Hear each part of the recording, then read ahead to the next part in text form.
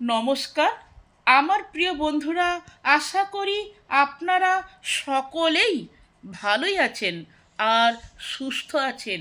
বাসন্তীর রান্নাঘরে আপনাদের সবাইকে সুস্বাগত। আজকের রেসিপি কলকাতার মিষ্টির দোকানের মতো দুর্দান্ত স্বাদের আলু দিয়ে ছোলার ডাল, যা আপনারা রুটি, লুচি, পরোটা যে কোনো জিনিসের সাথে অনায়াসে খেতে পারবেন। আলু দিয়ে ছোলার ডাল রান্না করার জন্য যে যে উপকরণগুলো লাগবে সেইগুলি হলো, এখানে আমি দুটো আলু খোলা শুদ্ধ কেটেছি। মিষ্টির দোকানে যে আলু দিয়ে ডালটা হয় সেখানে খোলা শুদ্ধই হয়, তাই আর একটু বড় বড় করেই কাটা থাকে, তাই আমি সেরকমভাবেই কেটেছি। আপনারা আপনাদের পছন্দ মতন কাটবেন। আর এখানে 200 গ্রাম ডালকে ভালো করে পরিষ্কার করে ধুয়ে রেখেছি। আর যে মশলাগুলো লাগবে সেইগুলি হলো 1 চামচ হলুদ গুঁড়ো, 1 চামচ জিরে গুঁড়ো, 1 চামচ ধনে গুঁড়ো, হাফ চামচ লঙ্কা গুঁড়ো, হাফ চামচ গরম মশলা, একটা টমেটো, কিছুটা আদা। একটা প্রেসার কুকার নিয়েছি, এই কুকারের মধ্যে ডালটাকে দিয়ে দিলাম। এই কাপটার 1 কাপ ডাল আছে, তাই এই কাপটা মেপে 3 কাপ জল এই ডালে দেবো।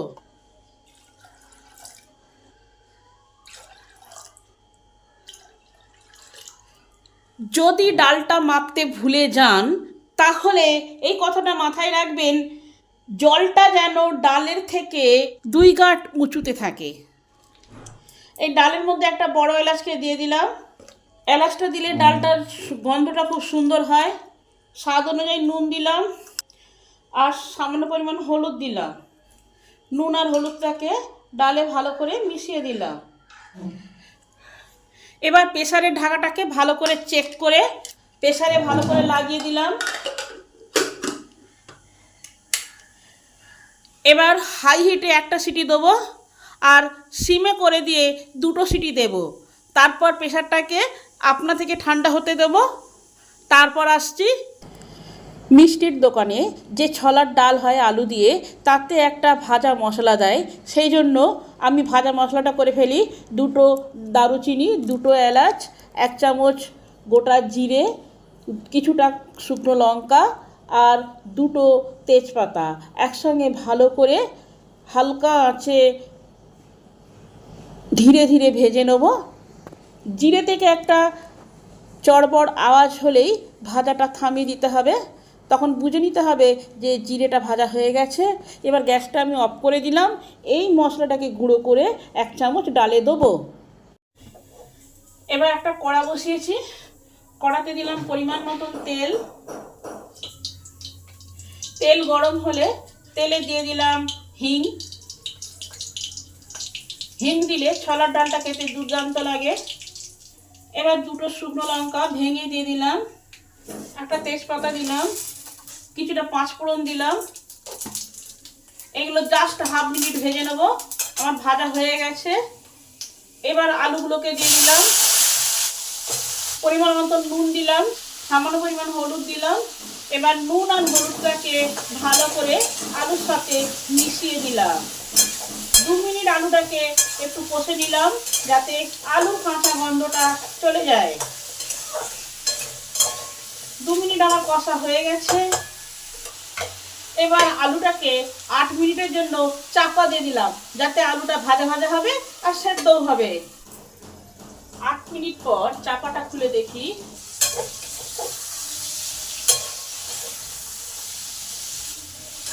আলুগুলো এখনো সেদ্ধ হবে। মাঝখানটা ফাঁকা করলাম। এই তেলের মধ্যে আদাটা গ্রেট করা আছে, এটা দিয়ে দিলাম। তার সাথে 1 চামচ জিরে গুঁড়ো, 1 চামচ ধনে গুঁড়ো, কিছুটা লঙ্কা গুঁড়ো।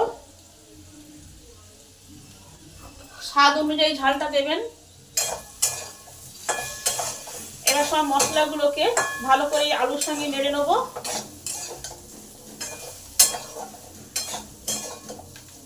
2 মিনিট নাড়বো যাতে এই মশলাগুলোর কাঁচা গন্ধগুলো চলে যায়। 2 মিনিট আমার নাড়া হয়ে গেছে। মশলাগুলো যাতে পুড়ে না যায় সেই জন্য 2 টেবিল চামচ জল যোগ করলাম। জলটা দিয়ে ভালো করে নেড়ে নিই।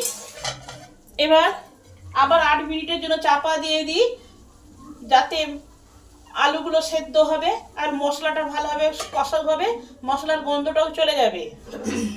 প্রেসারের ডালটা সেদ্ধ হয়েছে, ভেপারটা আপনা থেকে রিলিজ হয়ে গেছে।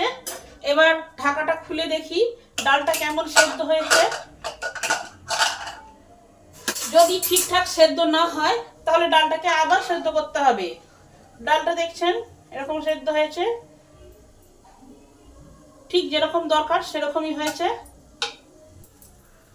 8 মিনিট পর ঢাকা খুলে দেখি কি অবস্থা।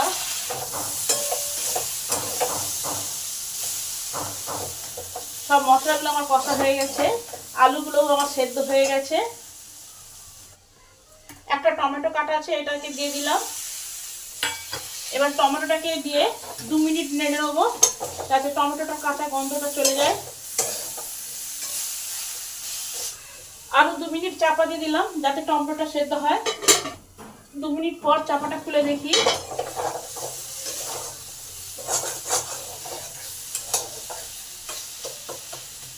টমেটোটা আমার নরম হয়ে এসেছে। এতক্ষণ গ্যাসটা ছিল মিডিয়ামে।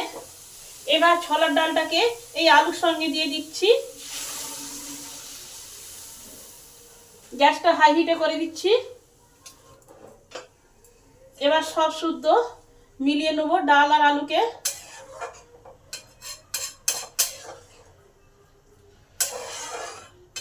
এবার 5 মিনিট ফুটতে দেবো।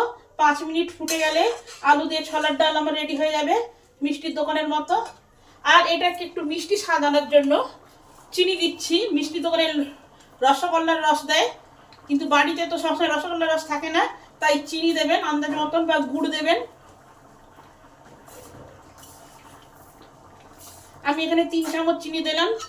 চিনিটাকেও ভালো করে ডালের সঙ্গে মিশিয়ে দিলাম। 5 মিনিট চাপা থাক। 5 মিনিট পর চাপাটা খুলে দেখি ডাল আমার হয়ে গেছে।